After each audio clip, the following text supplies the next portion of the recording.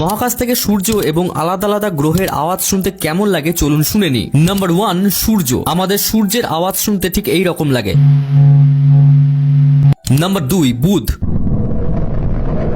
Number 3, শুক্র।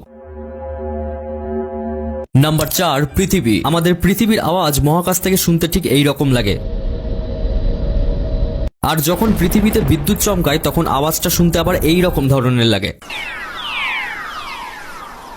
Number 5, মঙ্গল। Number 6, বৃহস্পতি। মানে আমাদের সোলার সিস্টেমের সবচেয়ে বড় গ্রহের আওয়াজ শুনতে ঠিক এই রকম লাগে। নাম্বার 7, শনি। Number 8, Uranus. Number 9, Neptune.